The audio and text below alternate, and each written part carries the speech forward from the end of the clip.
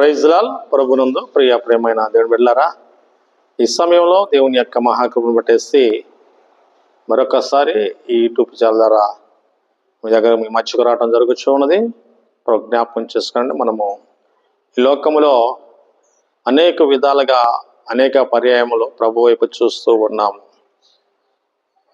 ఎందుకు దేవుని వైపు మనం చూస్తూ ఉంటే దేవుని వద్ద నుంచి సహాయము పొందుకున్నటకై మనము ప్రభు వైపు చూస్తూ ఉన్నాం. అయితే ఇప్పుడు జ్ఞాపకం చేసుకోండి, చక్కటి మాట ఒకటి బైబిల్ గ్రంథంలో మనకే రాయబడిన మాట మనం ఒకసారి జ్ఞాపకం చేసుకుందాం. 121వ కీర్తన మొదట వచ్చిన నేను చదువుతాను, జ్ఞాపకం చేసుకోండి. కొండల తట్టు నా కనులెత్తుచున్నాను, నాకు సహాయం ఎక్కడి నుండి వచ్చును. జ్ఞాపకం చేసుకోండి, కీర్తనకారుడైన దావీదు చాలా చక్కగా మనతో మాట్లాడుతూ ఉంటాడు. ఏమంటాడంటే, కొండల తట్టు నా కనులెత్తు చూస్తున్నాను, ఎక్కడి నుంచి నాకు సహాయము వస్తుంది. అయితే అప్పుడు జ్ఞాపకం చేసుకోండి, దూరపు కొండలు నులుపు అన్నట్లుగా ఈ లోకములో ఎత్తైన కొండల వైపు మనం చూస్తూ ఉంటే ఆ కొండలు నులుపుగా కనపడతాయి. కానీ అక్కడికి దగ్గరికి వెళ్ళి చూస్తేనే ఆ కొండ ఏ విధముగా ఉంది, ఎన్ని రాళ్లతో ఉన్నది, ఎన్ని ముళ్ళ తుప్పలతో ఉన్నది, ఎన్ని శ్రమలు, ఎన్ని కష్టాలతో ఎలా ఉందన్నది దగ్గరికి వెళితేనే మాత్రానికే ఆ కొండను గురించి మనము క్లుప్తంగా తెలుసుకోగలము. అయితే కీర్తనకారుడు ఏమంటే, కొండల తట్టు నాకు కనులెత్తుతున్నాను, ఎక్కడ నాకు సహాయం దొరుకుతున్న సమయంలో ఇక్కడ మనం చూడండి, రెండవదిగా ఏమన్నాడంటే, అక్కడ మాట ఏమన్నాడంటే, రెండవ వచనంలో ఏమన్నాడంటే చూడండి, ఆ రెండవ వచనం కూడా నేను చదువుతాను. యెహోవా వలన నాకు సహాయము కలుగును, ఆయన భూమి ఆకాశమును సృజించిన వాడు, ఆయన నీ పాదములను త్రుట్టలేడు. దేవునికి స్తోత్రం. అయితే ఇప్పుడు జ్ఞాపకం చేసుకోండి, ఇక్కడ కొండల తట్టు కాదు కానీ దేవుని యందు చూడండి, యెహోవా యందు, యెహోవా వైపు చూసినప్పుడు ఆయన దగ్గర నుంచి మనకు సహాయము కలుగుచ్చు ఉంటది. అందుకనే కీర్తనకారుడు ఏమన్నాడంటే, కొండల తట్టు నాకు కనులెత్తి చూస్తున్నాను, ఎక్కడ నాకు సహాయం దొరకలేదు, కాబట్టి ఇప్పుడు నేను దేవుని వైపు చూస్తూ ఉన్నాను, దేవుని తట్టు తిరిగిచ్చున్నాను, ఆయన వైపు చూస్తూ ఆయన తట్టు నేను చేతులెత్తు ఆయన సహాయమును కోరుచున్నాను, ఆయన సన్నిధిలో నుంచి నాకు సహాయము దొరుకుతుంది అనేసి స్పష్టంగా కీర్తనకారుడు మనతో మాట్లాడుతుంటాడు. అయితే ఇప్పుడు జ్ఞాపకం చేసుకుని మీకు చిన్న ఎగ్జాంపుల్ ఒక మాట చెప్పి నేను ముగిస్తాను. ఇక్కడ చూడండి, మనము ఆది కాండంలో చూసినట్లయితే ఆది కాండంలో 13వ అధ్యాయంలో అబ్రహాము సోదరుడు కుమారుడైన లోతు మనకి కనబడుతూ ఉంటారు. వారిద్దరు కూడా బహు ఆస్తి కలిగిన వారు, బహు విస్తారముగా ఉన్నవారు. అయితే ఒకనొక దినమున అక్కడ అబ్రహాం యొక్క పశువుల కాపరికను, లోతు యొక్క పశువుల కాపరికను వివాదము జరుగుతూ ఉంటది. వాళ్ళిద్దరు గొడవ పెట్టుకుంటూ ఉంటారు. అప్పుడు ఏమంటాడంటే అబ్రహాము, నీ పశువుల కాపరికను నా పశువుల కాపరికను వైరం ఉన్నది కనుక నీవు నన్ను విడిచి కొంచెం దూరం వెళ్ళి బ్రతుకుము అనేసి లోతుతో అబ్రహాం అంటాడు. అప్పుడు లోతు ఏమంటాడు, ఈ లోతు ఒక మాట మాట్లాడతాడు, ఎటు వెళ్ళాలో అది తెలియక అబ్రహాం ఏమంటాడంటే, నీవు పడమట తట్టుకెళ్తే నేను తూర్పు తట్టుకెళ్తాను, నీవు కుడి తట్టుకెళ్తే నేను ఎడమ తట్టుకెళ్తాను, నువ్వు ఎడమ తట్టుకెళ్తే నేను కుడి తట్టుకి వెళ్తాననేసి లోతుతో మాట్లాడుతూ ఉంటాడు. అప్పుడు లోతు కనులెత్తి అలా చూడగా సొదొమ గొమొర్రా పట్టణము వైపు కనులెత్తి చూపడు. అప్పుడు సొదొమ గొమొర్రా పట్టణము దేవుని చేత ఆశ్రయించబడినట్లుగా ఆ ప్రదేశం అంతా పచ్చని పచ్చికలతో నీరుపారు తోట వలె ఆ ప్రాంతం అంతా లోతుకి కనబడుతూ ఉంటది. అప్పుడు ఏం చేశాడంటే లోతు ఆ సొదొమ గొమొర్రా వైపు కనులెత్తి చూసి, ఇక్కడైతే నాకును నా పశువులకును మంచి ఆహారము దొరుకుతుంది అనేసి ఆ సొదొమ వైపు వెళ్ళి ఆ సొదొమ గమిటి ఊరు బయట ఒక డేరా వేసుకుని అక్కడ ఉన్నాడు. జ్ఞాపకం చేసుకోండి, ఆ తర్వాత అబ్రహాము ఈయన సొదొమ గొమొర్రా పట్టణం వైపు చూసినప్పుడు ఇక్కడ చూడండి, ఒక మాట మనం చదువుకుందాం. కీర్తన గ్రంథం అబ్రహాము ఆది కాండము 13వ అధ్యాయంలో చక్కటి మాట నేను ఒక చదువుతాను. లోతు కనులెత్తి చూసి యొర్దాను ప్రాంతము తట్టున చూసి, యెహోవా సొదొమ గొమొర్రా అను పట్టణములను నాశనము చేయక మునుపు సొరయకు వచ్చినప్పుడు అది యెహోవా తోట వలె, ఐగుప్తు దేశమలే, నీలుపారు దేశమలే ఉండెను. కాబట్టి లోతు తనకు యొర్దాను ప్రాంతం అంతటిని ఏర్పరచుకొని తూర్పుగా ప్రయాణమై అటు వారు ఒకరిని ఒకరు వేరుగా అయిన. అప్పుడు అబ్రహాము కానేలను నివసించు లోతు మైదానమున పట్టణమునకు ప్రదేశంలో కాపురం ఉండిని సొదొమ దగ్గర తన గుడారం వేసుకొని ఉండెను.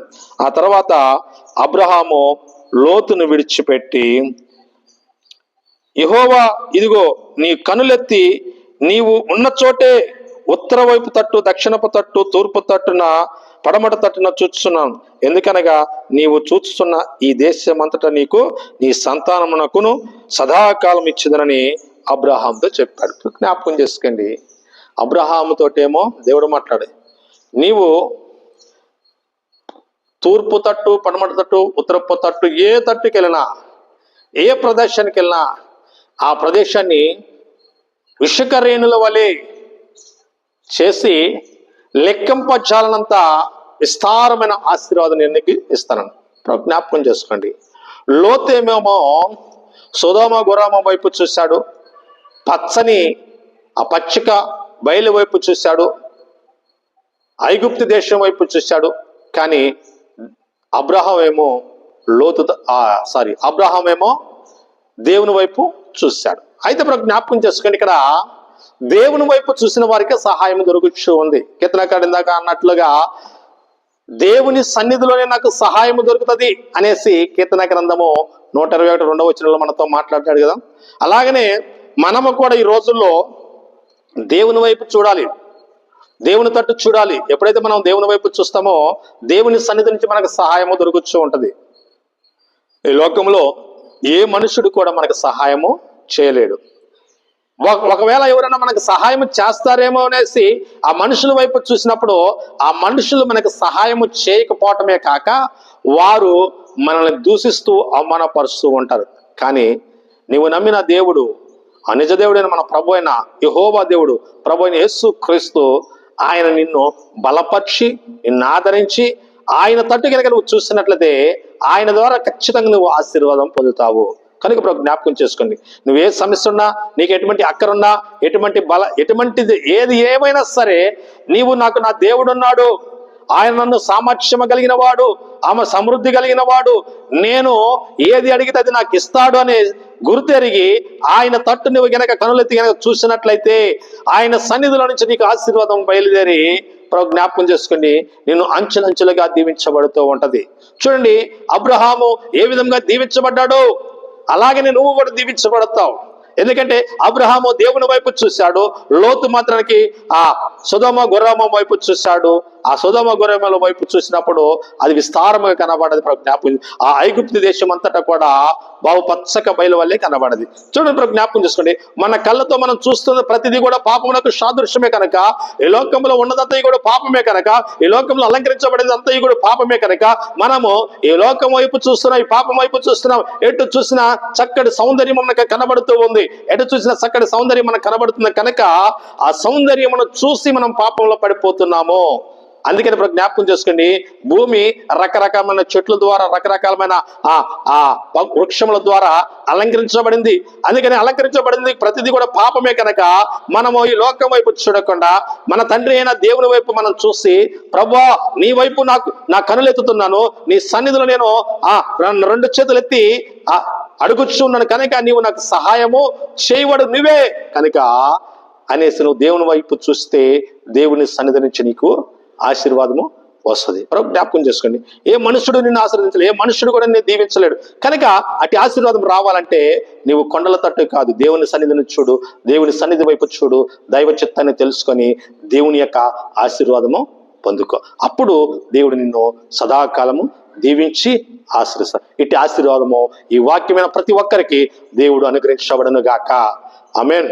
తర్వాత చిన్న ప్రార్థన చేసుకుందాం. మహాపరిశుద్ధుడు, మహోన్నతుడు, సర్వశక్తి మంత్రి దేవా, నీకే లెక్కలేని వందనాలు తండ్రి, స్తోత్రములు. ఇదిగో ప్రభువా, ఇదేనా దావీదు అంటున్నాడు, ప్రభా కీర్తనకారుడు, కొండల తట్టు నాకు కనులెత్తి చూస్తున్నా ఎక్కడ నాకు సహాయం అన్నాడు, అది యెహోవా సన్నిధిలోనే నాకు సహాయం దొరుకుతుంది అంటున్నాడు. అవు ప్రభా, నీ సన్నిధిలో నుంచి మాకు సహాయం దొరుకుతుంది. మేము ఈ లోకం వైపు చూడకుండా ఈ లోకం తట్టు తిరగకుండా ప్రభా, నీ సన్నిధిలో ఉండి నిన్ను స్తుతించి నిన్ను ఆరాధించి నీ నామాన్ని గణపరిచే వారికి ఉన్నట్టుకు నీ సన్నిధి నుండి ఆయా మీరు మమ్మల్ని ఆశ్రయించి దీవించి మీరే మహిమపరచుకోమని మహిమ ఘనత ప్రభావం యేసుక్రీస్తు నామములో అడుగుచున్నాము తండ్రి. Amen, amen, amen. Praise lord.